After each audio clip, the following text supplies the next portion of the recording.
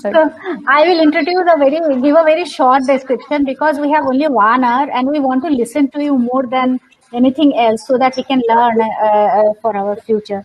So let me introduce first to Professor Anil Gupta, who is a visiting faculty at Center for Management in Agriculture at IIMA and IIT Mumbai. And then I introduce Mr. Hemendra Mathur, who is the venture partner, Bharat Innovation Fund. I introduce Dr. Kalpana Shastri, who is a former director, joint director, NAM. Mr. Manoj Kumar, who is a founder of Nature Crop Care. And Dr. Srinivas, who is the CEO NARM, and will be the moderator for today's discussion. So now it's Dr. Srinivas. Kindly you start the session. Okay. So I'm going backstage. Yeah. Thank you, Rani. Thank you, and good afternoon to everybody who are there in the panel and who are there in the audience. It's my proud privilege to actually uh, host this particular panel in which stalwarts like Dr. Professor Anil Gupta, who is the mentor of my mentor, who is Dr. Kalpana Shastri, former joint director of NAM, and we are still taking a lot of advices from her. My good friend Hemendra Mathur, we had been in a couple of years, we have been introduced, but we are doing together, trying to be together in the innovation systems in India. And one of the young entrepreneur, Manoj, I welcome you all, sir, for this particular thing. So this particular session, as everybody knows, is basically on the agriculture, specifically looking towards the post-COVID era. But question will be there.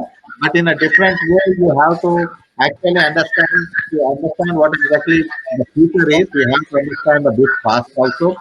So to understand a bit past, we have tried to divide the whole evening or a whole hour in 3 or 4 sessions, in which we'll be taking different sessions in which we'll be talking about the innovations platforms which can really disrupt and resolve the pre-harvest and post-harvest intelligence. That means a complete agricultural system that is going to resolve. Second aspect that we are going to actually look into that is how we can create more synergies, because we'll be talking from the farmer's perspective to the grassroots innovators perspective to the startup perspective to the public system research perspective, which is a different scenario altogether, and to a business perspective. How the synergies can actually be there, that we'll be talking in the second round of the panel. Then we'll be trying to understand that what are the technologies that are actually emerging in the modern technologies that are actually emerging, and how they can do the increase the efficiency in the whole farming system, keeping the farmer is our central theme. He is the basic major stakeholder, and as per our government of India's vision and mission, that we have to increase or double their income. I'll put it as increase their income to substantially. I'll not put double. I wanted more, triple and 4 times fold of this. And then we'll try to look into the scenario that we are presently facing, that is the COVID scenario, and how esteemed panelists are actually looking into the whole scenario. With permission of Professor Gupta, I'll start my first question from him, sir. Sir, your work in innovation and IP protection has been monumental in Indian scenario, and you are still striving to improve the most vulnerable sections of the economy, that is grassroots innovators, maybe a farmer, maybe a innovator in non-farm sector. Through your Shodhyatras, you have done a lot of work, and actually those Shodhyatras, fortunately, I also did one along with the Honeybee network at Hyderabad, and we also learned a lot in that, and that learning has to actually convert into a actionable scenario. So, with this context, sir, I first request you to give your basic understanding of that. How do you see the future of these innovations? Because we'll start with the grassroots and we'll go up to the public sector. Specifically for the scaling up by employing different models that link up to GRI with a different startup for the greater disruption. How do you feel these things will happen? Sir. Thank you, Srinivas. I request that the mic may be switched off. Kalpana, echo आ रही है. Srinivas, if mic just. Yeah, Kalpana ma'am, आपका Yeah. मेरा mic का Yeah, आपके mic में echo आ रही है. Okay. Yeah, just switch off the mic. Now, friends, the question that Srinivas has raised is very pertinent because way back in 33 years ago when we started Honeybee Network and set up Srashti in 93, and then Gyan was set up in 97. Now, when Gyan was set up, we conceived what now is called as incubation process, but at that time nobody used that word. Innovation, investment, and enterprise. The triangle of innovation, investment, and enterprise. And it was realized that the transaction cost, both ex ante transaction cost and ex post transaction cost, are very high. Now, if these costs are not met, then what happens? The costs are transferred to the weaker partner. So, for example, the first ex ante transaction cost is finding information, searching information, finding supplier, negotiating, and drawing up the contract. These are the four costs.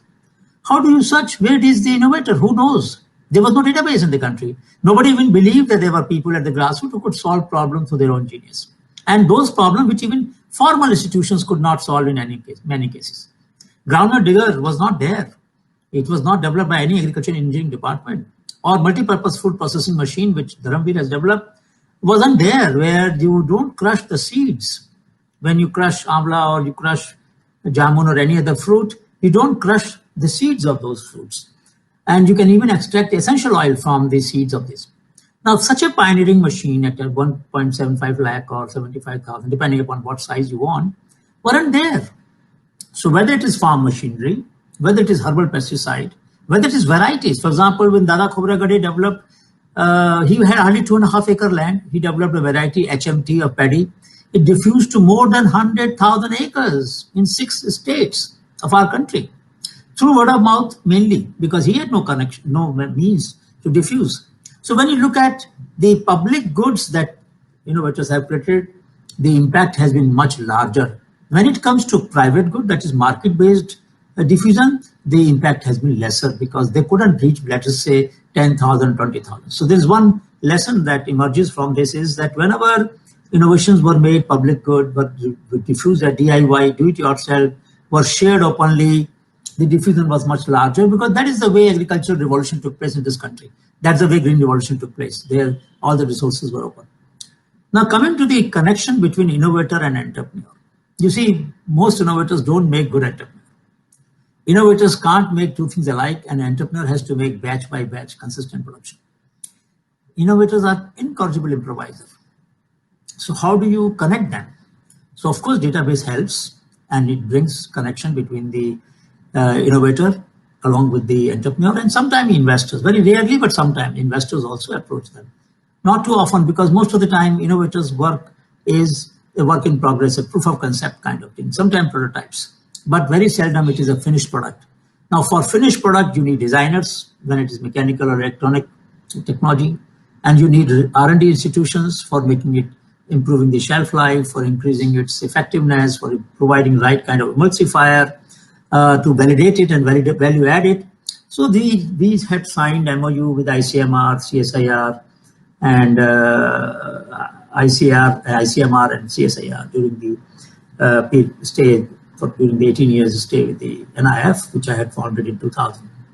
Now, the challenge therefore is that how do you get a startup community interested in these innovations? And I've been talking about this network entrepreneurship concept. One is that the entrepreneurs who have, let us say, worked on irrigation, smart irrigation, IoT-based irrigation, or who are doing on post-harvest processing or post-harvest transporting or harvesting processing, they need to get in touch with these innovators to build their own value chain. So entrepreneurs would benefit to diversify their portfolios if they can add these innovations in their portfolio. That is one advantage. Secondly, innovators should also learn to cooperate with each other. Customer does not need only one point, one input or one machine or one solution. They need a whole chain of action, chain of reactions, chain of solutions. And this chain, to make it on the, if you ask customer to make this chain, it's very costly. And that's why many startups are now trying to build supply chains. But again, even startups need to cooperate. Even startups need to network. They are not networking enough. I've been talking this at various forums where I talk to startups that, look, you sell one product. Let's say you have a growth promoter for wheat. Now you must realize that wheat also needs weedicide, it also needs herbicide, it also needs some other inputs, it needs growth promoter, it needs several other inputs. And there are different innovators who have developed this, or different startups who have developed it. So naturally, you should become a franchisee of other entrepreneurs, other startups, other innovators.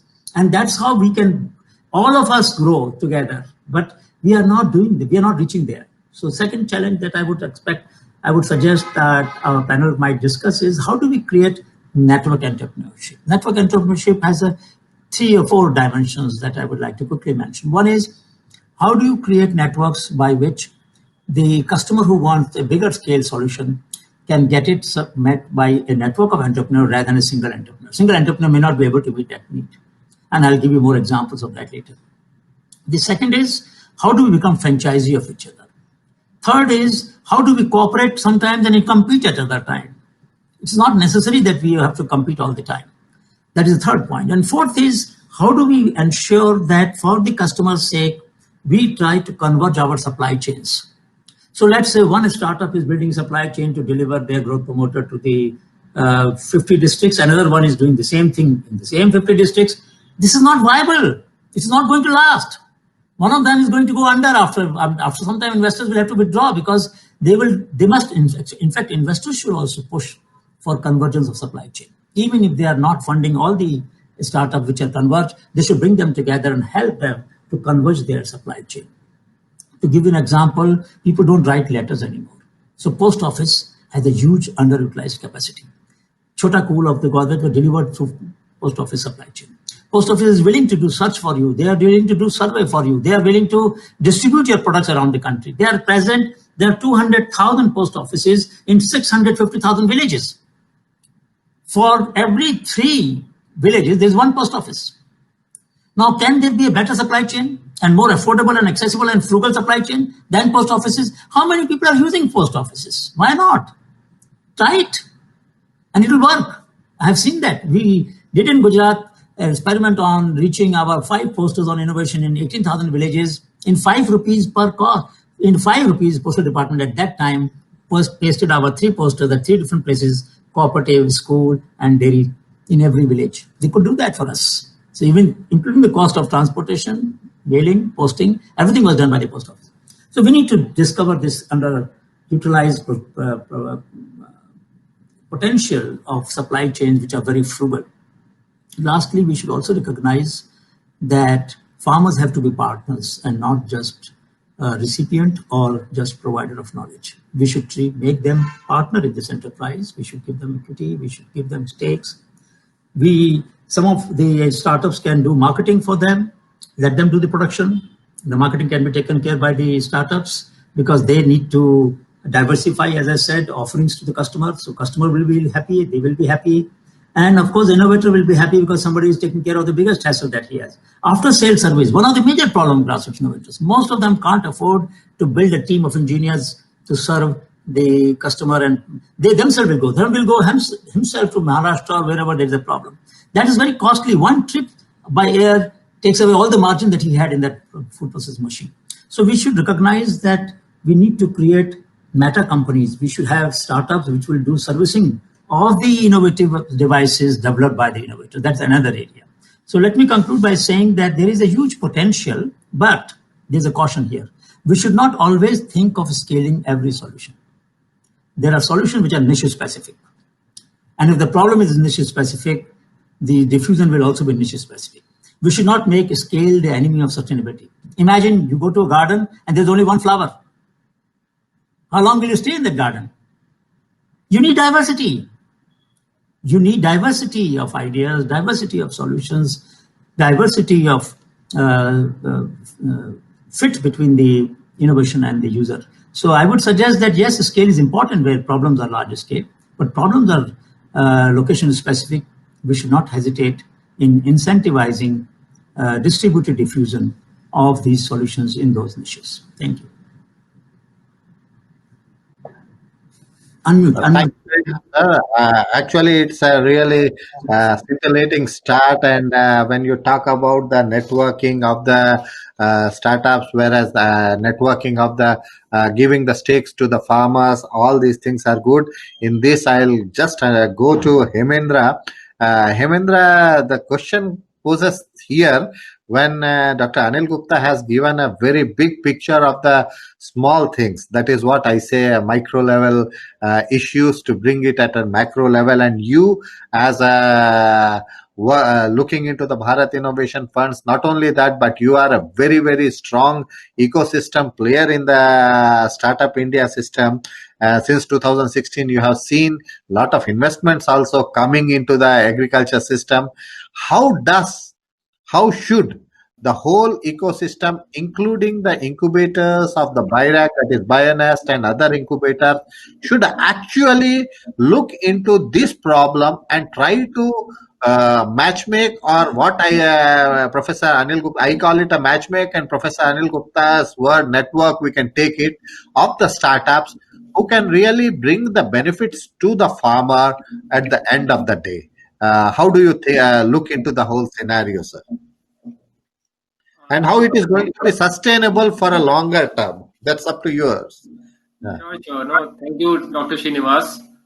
And thanks to Professor Gupta for a great start. I think two very interesting concepts that I really liked. One is this collaborative approach, and second, farmer as a partner. And both are linked in a way. And I think one of the very important way to scale innovations or adoption of innovations by farmer has to be through a platform approach, right? Farmer needs good quality inputs, right at right time at right place. Farmer need solutions around affordable credit, right? Farmer needs mechanization. Farmer need data advisory. Farmer need market linkages, right? Now we have startups in each of these category, right? But we don't have a startup which can do all of it because it's a nascent ecosystem. I'm sure they will get there. So for providing a full package of services, for bringing more economies of scale of reaching out to farmers, I think there's a strong case where startups collaborate and offer the entire range of products and services which a farmer needs. So I think I like this idea of peer-to-peer collaboration, as Professor Gupta suggested. Also, I think there are multiple other platforms which are needed. For example, agri-tech startups to work with FPOs, right? Both ecosystems are very nascent, right? Both are evolving, I would say 3 to 5 year old. And what FPO problems are essentially what startups are providing as solutions. So how do we bring together? I did a survey among FPOs and asked them to name top 5 startups in India in agriculture.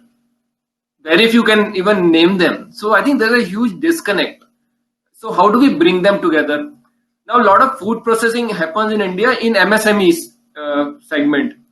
But are MSME aware of the innovations which are happening in agri-tech and food tech? I doubt, right? So how do we bring them on board? Corporate connects. Of course, there are a few corporates now like Mahindra, Bayer, Olam, etc., who have started to talk to startups and started some pilots. But we need much closer engagement between corporates and startups. And lastly, as you rightly said, with incubators, with agriculture universities, with KVKs, that engagement is also critical. And I think one very important role which incubators and universities can play is on the technical validation. Look, all startups vouch for a lot of things. My solution reduces cost of input by 30%, or increases income by 40%, or reduces water usage by 15%. I'm sure they must have tested and there is a reason to claim it. But as a farmer, I have very limited capacity to try something new. I'm talking about a smallholder farmer with 1 hectare of land with 1 and 1.2 lakh average annual income, which is gross income. Net income is much smaller, right? So I don't have the capacity to try new solutions. So who has to validate? So it has to be an institution, and ideally, I would say the infrastructure which is already existing with our universities and the Krishi Vigyan Kendras and research stations that we have all over the place. Can we involve them in validating some of these solutions? And these are some solution takes 1 crop cycle, some solution take 2 crop cycles for validation. So it's not that you can go and get it stamped. So I think there are multiple sort of bridges that need to be built. So that's my first recommendation. Also, another very interesting platform that I'm excited about and trying to do some experiments there. So all banks are finding it difficult to reach out to farmers for financing. The penetration of institutional credit in India is still very low. A lot of farmers depend on informal sources. Now, when I approached banks, and these are large banks, small banks, public sector banks, private sector banks, they said ki we are open to look at agri fintech, but get me one person who can do farmer KYC, who can do farmer onboarding, who can do farmer credit worthiness, can do risk assessment, risk mitigation, and also do loan recovery. Now, how many such startups exist in India? None. So I think again, even from a farmer is not the only customer of this solution. There are ecosystem players, and I would say financial institutions is one of them. How do we build platforms where we bring all these services together and go to the bank? Look, these 5 guys can deliver on it, right? And it's a combination of physical, digital kind of models. Like for farmer onboarding, you need guys who can go to the farmer and get the necessary or mandatory data, can collect the documents. Then how to link credit to inputs. So you need agri input e-commerce platforms, right? Then on risk assessment mitigation, I think a lot of application of satellite imagery is already there. A lot of private sectors adopted it. And then on loan recovery, I think it's very difficult to go to individual farmer and recover loans. So you need people who are on the market linkage side. There are startups and aggregators. How do we bring them together? And then solution becomes holistic.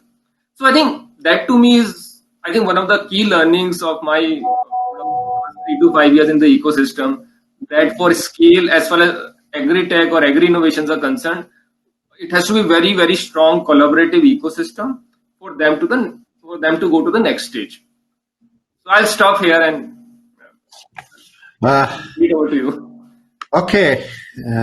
This brings to me a very interesting thing. You have also said something about the validation part, specifically from the technical organizations, and looking into the synergies to be developed. Although we'll be coming to the synergies again and again, but this brings me to you, Dr. Kalpana Shastri, who has been in forefront in National Agriculture Research System to bring the validation of the grassroots innovations on one side, which can be validated, startup innovation, which can be validated in the ma'am, there is a disturbance from your end at this point also. Another issue which is coming. I'm not able to figure. Okay, now it is gone. So the second important thing, ma'am has been always in the forefront in National Agriculture Research System when she was there. So the question goes to her because which type of synergy you have seen in the National Agriculture Research System that is mostly governed by ICAR. You have been in ICAR for a pretty long 35 years, and also looking into the grassroots systems as well as startup systems from the beginning, and synergies we are trying at our end also. What is your take on this particular thing, specifically even before also we are talking about on this issue? Madam. Is it okay now? I've just unmuted it. Okay. What I was trying, I'm going to take off in my input in 2 portions. One to answer him in the straight away. Currently, I am now looking after the newly set up incubator at the PGTSU, that is the Agriculture University at Hyderabad, State Agriculture. And I pick up from what Hemendra said, the connect with the farmers, which of course Professor also did mention. And just this week, we have launched a program called the Agri-Tech Innovation Pilots, which is an opportunity for startups to be connected for validation of their technology at the farm level in the real farm situation. I think Hemendra knows about it because we were going through all those. And so the first cohort has now been finalized, and next week about 10 startups are going to get in different sectors an opportunity for the Rabi season of implementing their project at the real farm space if needed with the FPOs. And there the connection is through the network of KVKs, the farmers as part of the university, and also student engagement, which I think that is very much needed. See, one thing I have realized is we all talk about startup, but many farmers are not even aware of a new actor which has emerged in this ecosystem, the startup. Everybody is only knowing about some of the schemes of the government, and if you really go to the ground level, this is what happens. So the KVK system, everybody is now talking about startup, but a dialogue, and we foresee this platform as as a two-way mechanism. Because I think ultimately it's the rail farm. So to answer to Hemendra, I think we are going, and if in the audience you have prospective, motivated entrepreneurs who need technical validation with the research and the extension system in agriculture, we are going to now open for the second cohort for the next season also. So we're going to have this as a scheme, as a pilot program for at least every 6 months. So it's an open invitation. Now, coming to my other passionate, that's my personal passion. Thanks to Dr. Professor Anil Gupta, way back in 2000, I was motivated, and I took it as one of my challenges at my personal level that I should go on promoting. And I keep doing that. Having said that, there have been many, many challenges. The national system, somehow we could not build what NIF was actually doing already. That was our vision. There are some problems. And I personally think every challenge is a small step towards the main goal. So when I saw a grassroots innovator like Chandrasekhar ji coming into the big grant and competing, and I was sitting as an evaluator there, it was my dream. But having said that, it was a big challenge. A challenge for him to compete with some of the other startups who can make the pitch much better, more affirmatively. So what does it, I think? I voice for, if BIRAC is interested, and there is a lot of innovation going on at the grassroots level, can we think of a separate type of pitch program for the grassroots so that they don't compete with the startups who come for pitching in the bigs? That's one, I think, a big message I really want to make and voice it. If that works, it's great. If we continue this, we do have, of course, if Dr. Alka had joined, we would have known, under the ministry, there is the Raftar. And there are many grassroots innovators actually taking part in Raftar scheme, which is a little different model. And but yes, they do get certain grants for taking their ideas forward in the chain. But even there, they do face a lot of difficulty in actually cementing that partnership. And there are issues in the grassroots level. So when I was there back in NAM, we did try in 2014 to run a scheme on grassroots innovation, made all the whole framework in place. I wish if that framework works, it's a special scheme for grassroots innovators from the the national system. That affords, because the pain points which these I wouldn't call them startups, but definitely the grassroots innovators, which they have in during their implementation, are something completely different. So we need to understand those points in a different way. I do like this idea of which Professor has raised again of the network entrepreneurship. Yes, some people, they may not be able to go forward once they, many of the grassroots innovators. But having said that, sir, it's also a personal experience that many of the grassroots innovators do not like to, they like to go on their own journey themselves. So they look for catalysis of their journey rather than partnering. And this is another issue I think we as panelists should think, how do we forge those partnerships? It's a very important thing because at the ground level, there's a lot of rapport building needed to forge those partnerships. With this, I close at this point, but the synergies are definitely needed, is what I say, Dr. Srinivas. Okay, thank you. Nice thing. Definitely under NAIF, still we are trying to impress upon the top management of Mark system to actually bring in that, but still the things are under deliberation till now. Manoj, it's you are basically the practitioner of the innovation systems, and Yes, both the sir. practitioner of the innovation, both in the business of innovation, you have brought many products to the market, maybe 16, 17 products. Some of them you have brought it from the public system. Some of them you have brought it, developed your own and tried to develop your own intellectual property value. So, what type of synergy actually you see in both, and you are trying to actually help help the farmers to grow their product in a different way. That is mostly nowadays we are calling in an organic product and organic way. So the three things you have seen together in your whole business and innovation system, but still you are practitioner and a successful practitioner. What type of synergies you see in the future about all the three? That is a grassroots level, at the farmers level you must have seen the innovation, you have done your own innovation, you have taken from the public sector also, the whole innovation Yeah. system, what you feel the problems are and how you think they can be solved.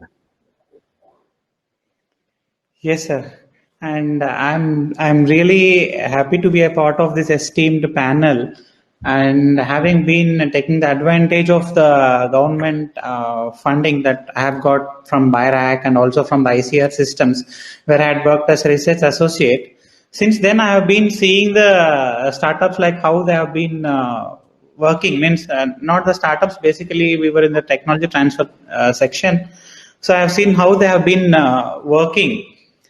So we have identified the gap. The gap is that technology that is being transferred is not actually being delivered to the farmer in a right way.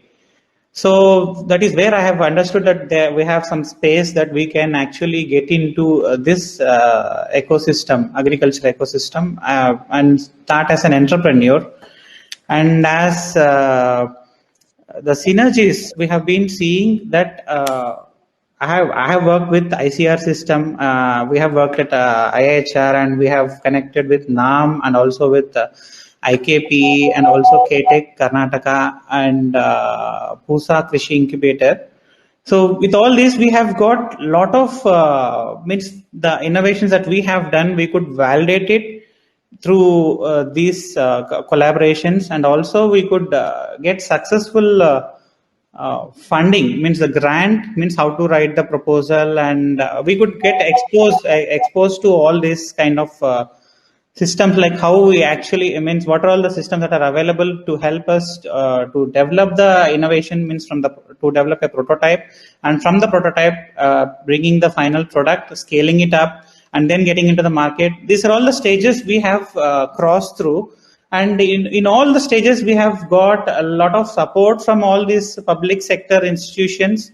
And we had faced a lot of market entry barrier that, because we are from the technical background and no idea of how to market a product. So that is where actually, as Dr. Anil Gupta sir said, That is where actually we have made our breakthrough.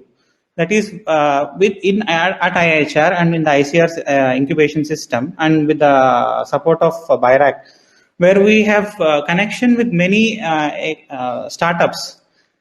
We were able to network actually. So only with this network we have been successful. Means I am really wondered, like that sir was talking about this network, and wherever I go, I always keep telling that networking with the startups only has helped us, because being a new fellow in the whole ecosystem, I could not actually I could not get a single dealer, because he said I can't compete an MNC which is already producing some bio inputs, agriculture inputs.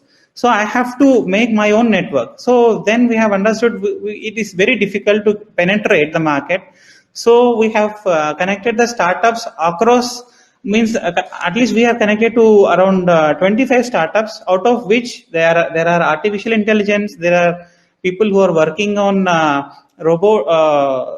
drones, and also the similar ecosystem, similar products, who have been successful in developing nematicides, and who have been successful in developing a growth promoter. So we have connected all of them, and we tried to be a franchisee for them. Means we tried to develop the franchisee here, and with that we could go forward.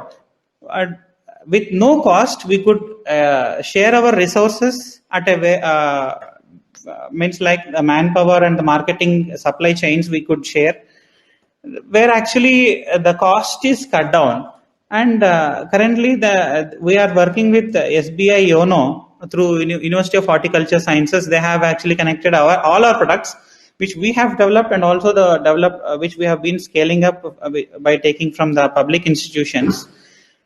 And this networking and the database that we have created, today I could say that we are connected directly to about 23,000 farmers. And the first networking that we could do is in the Festival of Innovations in the Rashtrapati Bhavan, where we were also a part of the program. And like that, we have connected to several startups. So since the beginning, we have been doing it, and we are doing it every alternate day. We are getting some other proposal from a startup to take the product and to validate it. So we actually use these other startups also to validate our products in their region. And that is how we are actually doing it. And I'm really happy to say that we could develop a network of about 250 micro entrepreneurs, means where the farmer itself is an entrepreneur.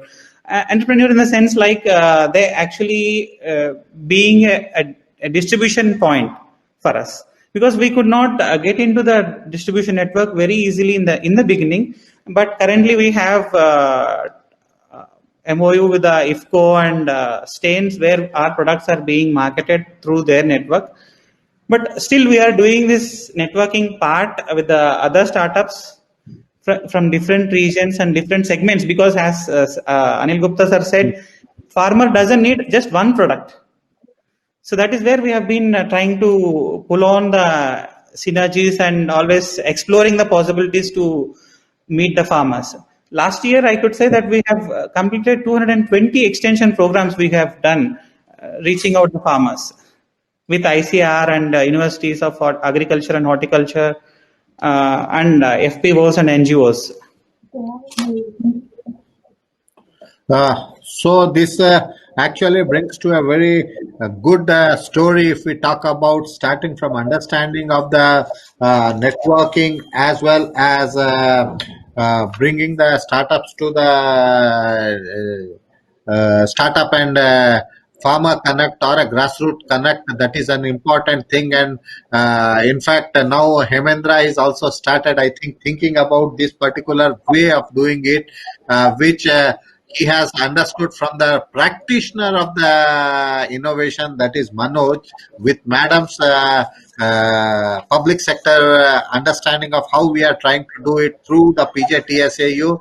And as I told you, we are still trying from the national system to bring this particular whole thing in one platform. And let us see how we'll try with our sincerity and how it goes. With this particular thing, I will go to the next round of the issues that we are talking about. Meanwhile, let me announce to everybody, if anyone wants any question to any panelist, kindly put it in the discussion section of the question answer session in the discussion box if you have any, so that we can take it up a couple of questions, and later if you require we'll give the answers separately to you, the thing. So with this particular thing, I come back again to our panelists, specifically Professor Gupta.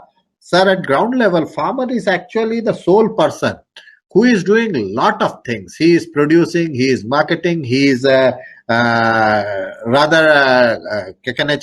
procuring the services which we, if you look into any business, there is a something where procurement department is separate, production department is separate, but farmers is doing everything. And he is trying to do with the knowledge that he has. And in the first session also, we actually tried that there is some knowledge gap among the farmers, not only among the farmers.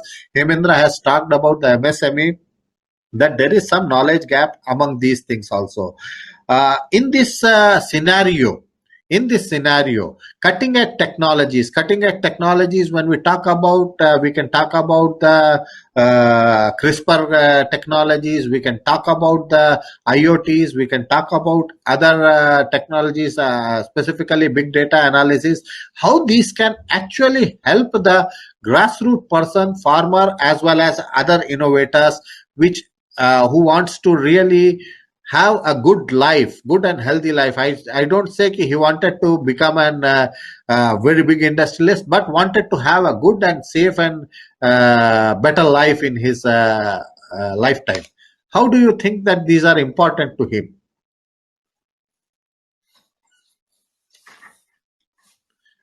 Sir, you have to unmute. Yeah. So let me first of all begin with a practical example. Today morning at 10 o'clock, 10:30 or 10:25:30, around that time, our principal scientific advisor to Prime Minister, Dr. Vijay Raghavan, launched a database that we have worked on with the UNDP on grid.undp.org.in, which has about 1,500 innovations for grassroots and from grassroots. So it also has insights about startups who are trying to change conditions at grassroots, and who also a large number of practice by farmers. So let me take one example and then answer your question, how AI, for example, can help us a great deal and is urgently needed. So there's a practice of how Striga can be controlled by using calotropis, cut branches of calotropis in the irrigation channel. Very simple practice the farmer has experimented with, tried it. Striga is a very serious problem in sorghum. In Andhra Pradesh, we know that, and not easy to control. Once it sets in the field, it takes years to get it out, because the flowering of Striga distributes thousands of seeds. It's a parasite of sorghum. Now, let's say if somebody searches on it, if AI was incorporated in our database, then what will happen? The person will get some other suggestions of Striga control, or using calotropis for different purposes from the web, from other databases, and so on. So the search will become much more enriched. And then after learning about the search strategy, so if the database learns that I'm interested in weed control, and then it will ask me, okay, which other crops are you growing? And I will mention that. And maybe it will offer me the comprehensive practices that are available in the database and other databases for my whole portfolio of cropping system. That's what AI can do. It can make me think more comprehensively. It can make me think more long term. It can make me think about multiple choices. And then if I say, but tell me which is more effective in the short run, which is least cost, it can do that analysis for me. It is not, today it is not. Somebody asked me at Quora a question, can there be Alexa for agriculture, Hemendra? And this is something that you should really think about. Why can't there be Alexa for agriculture? I like that question so much. I said, it's a very interesting question. It requires cooperation among various partners. But you know, this will not be developed by one startup. It requires a whole team. And I'll be very happy, even whenever you get interested in doing this, I'll be happy to guide and support this venture, because we really need an Alexa kind of a smart search engine for farmers, because why not? Why not? And it should be in Indian languages. Second thing I will mention, which Hemendra alluded to, and I would like to mention that Hemendra, you referred to KVKs, Krishi Vigyan Kendras. Now, most of the startups do not have resources to do large-scale on-farm trial. The Green Revolution took place. The All India Coordinated Research Project on various commodities crops worked successfully because there was a KVK system. There was an All India trial system. How can you start up in Ford? So I was talking to Dr. Philochan Mahapatra just recently, on 9th actually of this month. And I was saying, can ICR become a gateway of all solutions coming from DBT, from ICR, from CSIR, from startups, and converge them at each KVK? So KVK becomes a convergent point for solutions for grassroots coming from private, public, and startup community. And they will be, for example, Manoj doesn't have to set up his staff there. There will be a team, local team, which will look after the experiments of everybody. And with IoT and other sub-technologies, you can get response on your trials every day, 3 times a day if you want to know the progress of your plot or your plants. You can monitor it without any problem. The data will go automatically to the cloud and you can track it wherever you're sitting. So I think we should think about creating a platform in the country for on-farm trial with all these technologies of AI and IoT embedded in them so that more meaningful inferences can be drawn. 2 more suggestions. Hemendra also referred to FPOs, and he mentioned rightly that most FPOs wouldn't know about these startups.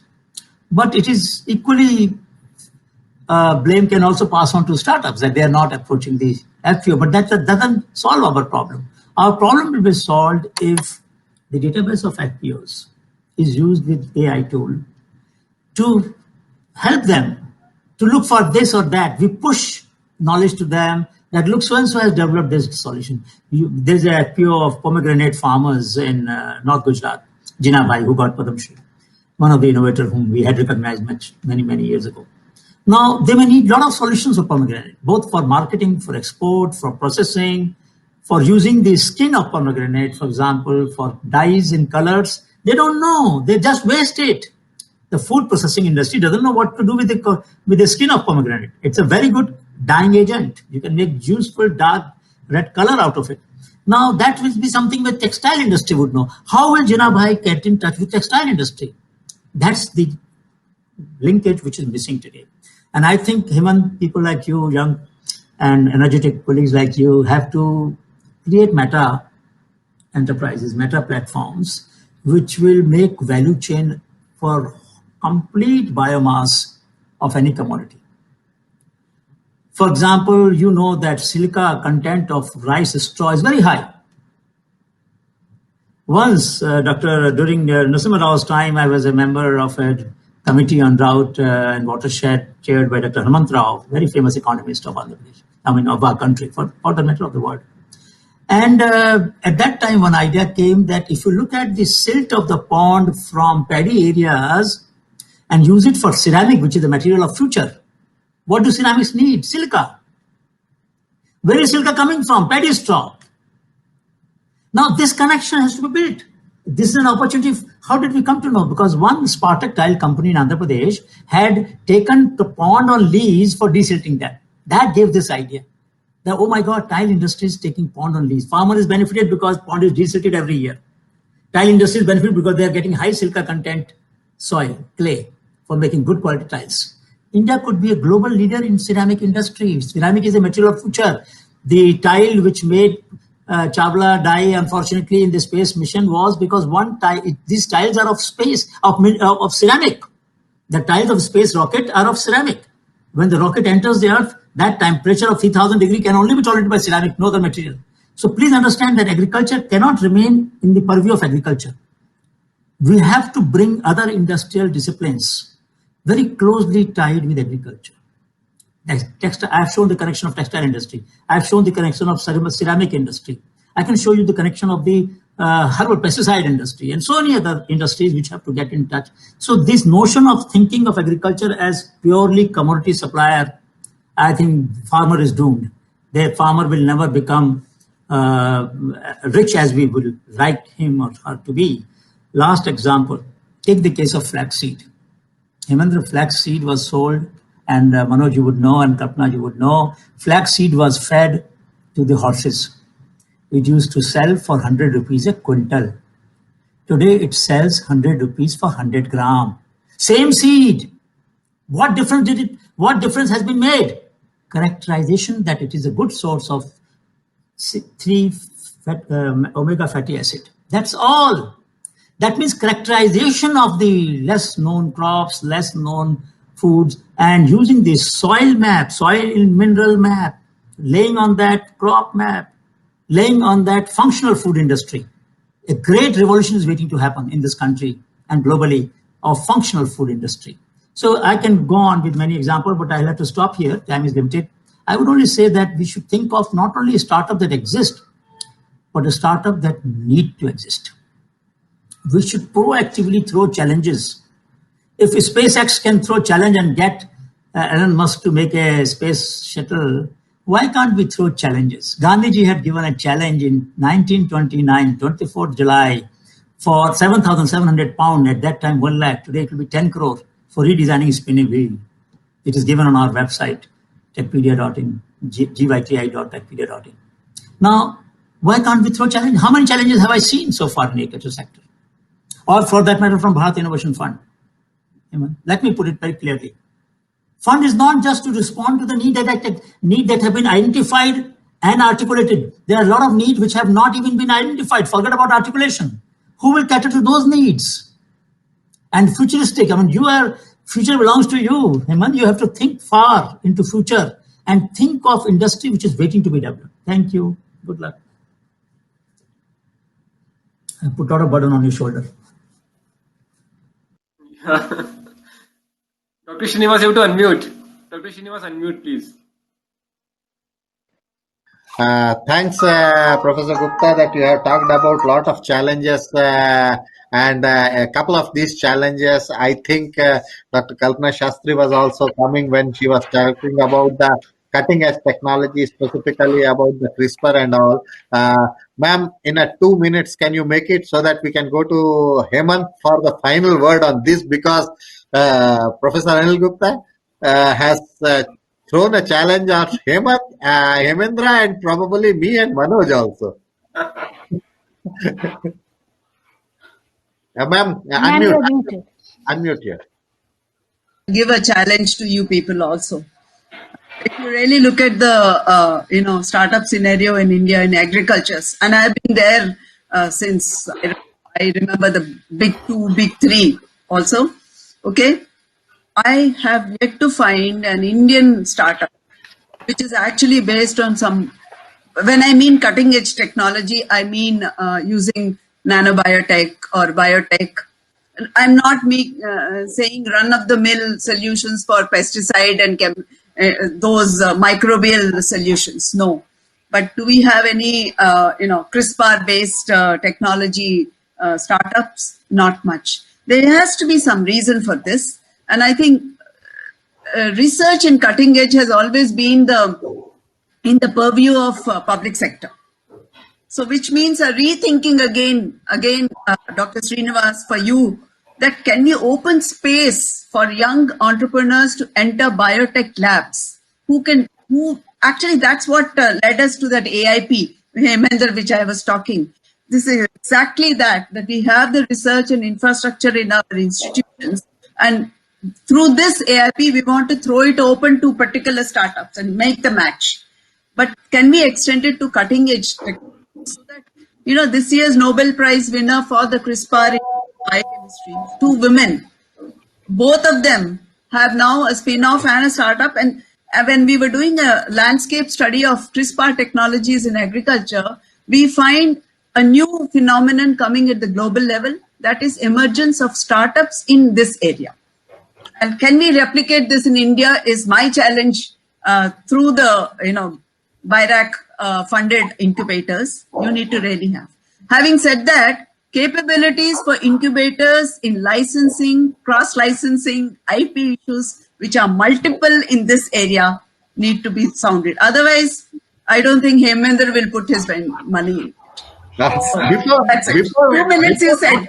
Uh, Before going to Hemendra, let me uh, ask a quick question from Manoj. We have talked about the cutting edge technologies. Presently, what in your company as well as the company is doing is the technology which has been now termed as a routine. Once upon a time, they were also cutting edge. But how you feel that you will be, you will try to jump in these cutting edge technologies for a better quality of the product and services for the grassroots people, both farmers and non-farmers. Yes, sir. Quick, Obviously. 1 minute. So we have been working on these kind of cutting edge technologies when I was a researcher working at Indian Institute of Horticulture Research. But I have found that it's a long way to go with this kind of technologies, and bringing a product as such needs a lot of money. Where my guide means where from the lab from which we have transferred the technology to 450 industries, the production of biopesticides, where I have proposed a new method of producing bioformulations where we need not have the microbe at all, so that the shelf life is not a matter. So, but I have I have faced the problems what Dr. Kalpana Shastri ma'am has told, and I had to quit the lab, and I thought, okay, then this is where now I have to start. So that is we are exactly working on these lines, and that is where we see the scope for the future. Okay, thank you very much. Hemendra, coming to both the technologies and my next round, it will start from you itself. That how actually private sector, which has a great expectation in this cutting edge technology, specifically the data analytics, CRISPR-Cas, and all those things. Expectation from the private sector. This is the one question, and the next round we'll go with the question with you itself. Since last 8 to 9 months, we have seen a lot of pandemic, and there were some initial hiccups in the whole supply chain, even in agriculture. That is 1 or 2 months later on it restored, but many startups have really did well, and many startups are not doing well. How do you expect that they will be doing good in the future? Both the questions. Uh, we are running time short of time, so you Yeah, have to. I'll take 2 minutes to answer your question. So, first of all, thanks to the challenge from Professor Gupta. He taught me in 1996, and it's 24 years. And I still wonder, there's so much to learn from him. So I probably need to spend more time with you, sir. And for sure, I want to take up 1 or 2 challenges. Alexa challenge looks very interesting to me, and I'll try and do something about it. To your question, Dr. Srinivas, in terms of private sector expectation, I think it's both ways. It's whether what startups expect from corporates or the private sector, or private sector expects out of startups. I think the expectations are both ways. The challenge is this relationship can't be a conventional customer vendor relationship. I've been telling all the big companies, don't think that these startups will come and will change things. Be partners with them, because they need a lot of hand holding. And world over, most of the solutions, at least in agri-tech, they have been scaled and acquired by corporates only, right? But we need to build that engagement in India. It's happening, but need to happen more. On your question on COVID times, I can tell you agri-tech sector stood out. The mortality rate is less than 10% here. We delivered. I must say with a lot of confidence and pride that a lot of startups went out of the way so that the food supply chain kept running. And not necessarily to build their profit and scale and raise money, but for genuine reason. They cared for farmers. And I have hundreds of such stories where they went out of the way, changed their business model altogether to make sure that, the food supply chain kept running. And a lot of those changes have become permanent. We always say farm to fork, but for the first time in the history of independent India, we saw farm to fork in COVID times, where farmer groups went to the consumer and 50% more, and farm and consumer paid 50% less. But these two groups came together for the first time, and we are seeing these models becoming mainstream now. What we call D2C in our language, direct to consumer. I think it's a very positive story, and I'm sure we'll build upon it. Thank you. So the same question about the COVID, how you see the future after a COVID effect, Madam Kalpana, Madam? Yeah, I agree with Hemendra that it was agriculture. That's it's a now a foregone solution. I see a lot shortening of the value chains which we have been advocating. There is a tremendous scope for shortening, and that's a lesson we have learned. So if we have new entrepreneurs centering on how to shorten these supply chains, I think that will be worthwhile to go. And then the other part, agriculture is not only agriculture core, also food supply, food systems. So I think the huge market has now suddenly come up. It was already growing on ethnic food, which Professor Gupta has already nurtured it long back. The ethnic food and the, marriage between the ethnic food and the health systems. So you have a lot of products which are significantly for good health. And I think those are opportunities which startups and young, motivated entrepreneurs should now start with their ideas. I like one more thing before I close. Hemendra, again for you. I think we really need to work something more on the challenges which are really missing for student communities in the ag sector. I think there are opportunities building up, which Srinivas has done, but we need to speed up those. Those kids really require challenging ideation camps so that they come out of that. Okay, Srinivas, with this, I think I'll limit it. Manoj, you are two more minutes. I'll take the final words from Professor Gupta. But before that, 1 minute, how you see the post-COVID era, Manoj, and then final words from Professor Gupta on the future of the Indian economy after a dip of the COVID. Yes, sir. Specifically in agri-sector. Yes, sir. Sir, actually, we have found more opportunities and better platforms being evolved after post-COVID. Even during the COVID time, we have worked in 2 shifts.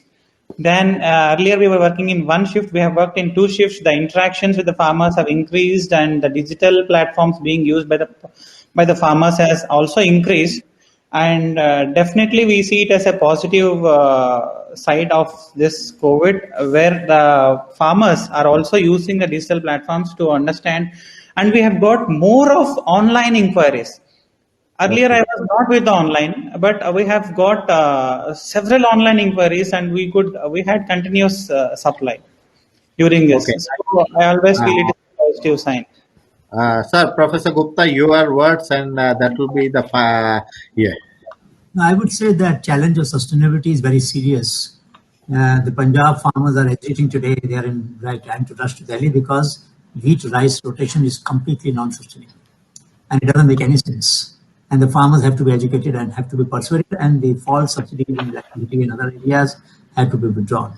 But having said that, the argument stays that in situ value addition, COVID has shown us that when supply chains get shortened, the consumers also want some value-added products because the long-term supply chain was disrupted at that time. So even, for example, making a salad and supplying it, or peeling some fruits and vegetables and then supplying them, or semi-processing of the fruits and vegetables, which could help the consumers save time and use them profitably and enthusiastically. So I think we need to bring farming community and the startup community into salad bars. Which is the salad bar? In entire Ahmedabad, there is only one, and that was closed. Now, why can't you supply me salad? I had a Happy Sprout as an entrepreneur in my class in IMA some years ago, Byomkesh. And he used to supply everybody in the campus morning sprouts with different kind of seasoning, because he asked that, he mentioned that idea in the class, and I said, you start immediately. It's an idea. So there is a case for more and more value-added services to the consumers, which consumers. There's a case for every city, every municipality to give space to the farmers to bring their trolleys directly into the city and sell directly to the consumer. That is the second case which we need to develop. Third, the database of farmers who have niche crops, niche products, high quality things, that should also be created, and consumers should directly be able to buy. Finally, there is a movement which is called as CSA, Consumer Supported Agriculture. And I think time has come for us in the situation when farmers are also facing this stress consumers must organize and support farmers in order to be better served. Yes, thank you. Thank you very much, sir. And I am really happy to actually become the moderator of this esteemed panel, in which really a lot of things I have also learned, sir. I think we will take many of your challenges together. I think Hemendra and Manoj will join hands with me. With this, I hand over the mic to Rohini of Thank the SIAC. Yeah, thank you so much, all of you, for joining this session. And it was, of course, a very wonderful learning for all of us.